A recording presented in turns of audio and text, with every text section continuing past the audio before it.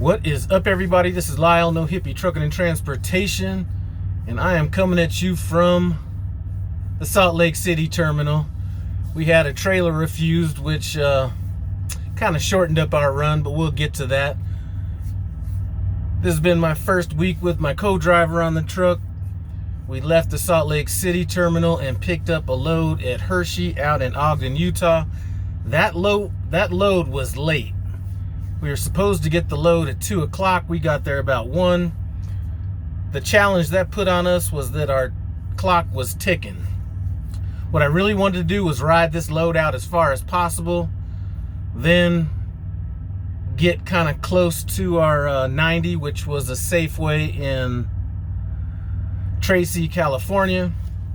I was planning on parking at that Lodi, Pilot, or Flying J, whatever it is, but due to a delay at the shipper, we weren't able to make that. Now, I'm not sure we would have been able to make it anyway, because they had them chain laws up on I-80, and I was not going to be playing with that. When we rolled through, the chain restriction had been lifted for about 2 hours, so we were able to kind of sneak through there like a thief in the night. Ended up staying at the 49er truck stop, which is a pretty good truck stop, and then we ran it in about 84 miles from there. We were lucky enough to sit, well, lucky and unlucky enough. We were lucky enough to, take 4 hours to get unloaded and collect a little bit of detention, but we were unlucky in that the next load we got, we weren't going to be able to make the load, so it kind of rushed us a little bit. They're, asking us what our ETA is and all this kind of stuff. I know this shipper is pretty picky. It's the Dole up in Marina, California. So when we got done delivering, we were going to go shut the trailer doors and obviously put a lock on our empty trailer.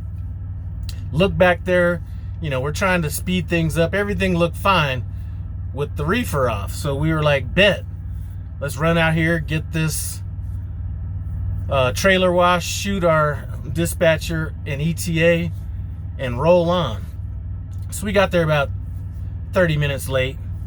Didn't seem to be that big of a problem, Waited to get in a dock about 30 minutes. Got in a dock. We sat in that dock for about an hour maybe. And they came out and said they couldn't load us because they rejected the trailer. Now, what you couldn't tell by just looking in the trailer, the chute was missing about 6 rivets. And actually, when we sent the pictures to Rotuses, they were like, well, why did they reject the trailer? You really couldn't see it unless the reefer was on, and then you'd see it kind of blowing around. So hours dwindling, we were like, all right, let's run down here to the Garlic Farm truck stop, which I didn't go in there this time, but if you've ever been there before, it can be a tad bit rustic in there. So stayed the night there, woke up the next morning, went to TA to get the trailer fixed, and then went back to Dole.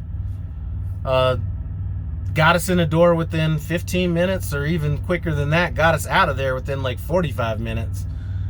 And we weren't able to make the load to Iowa on time, which I really wanted to do. So they had us drop the load off at Salt Lake City and get a team on it.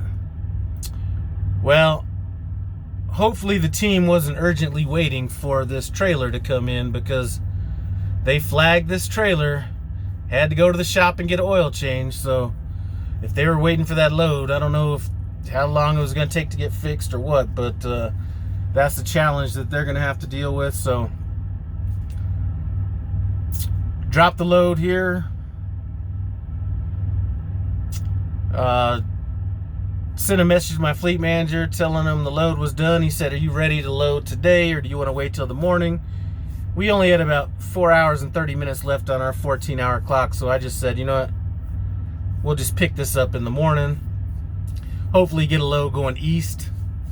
I'm really not trying to go back out west, but we'll see. Anyway, that's about it.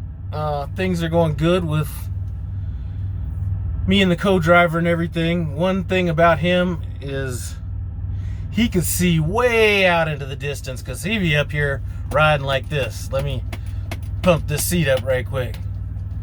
He's like riding up here.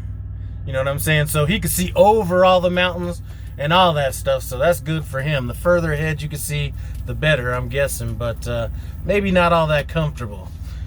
So anyway, that's about it. He's got some good driving in. The first day he got a little wintry mix in. Then he got a little traffic up there in that Sacramento, San Jose, all that area. And just need to refresh his backing skills and all that kind of stuff. I'm thinking about coming back to Salt Lake City 10, 12 days, maybe 2 weeks at the max, just depending on what the loads are looking like.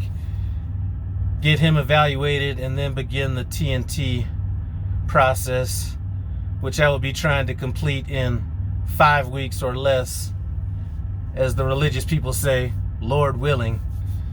Anyway, that's about it. Just wanted to come through with a quick update, all that kind of stuff. I'm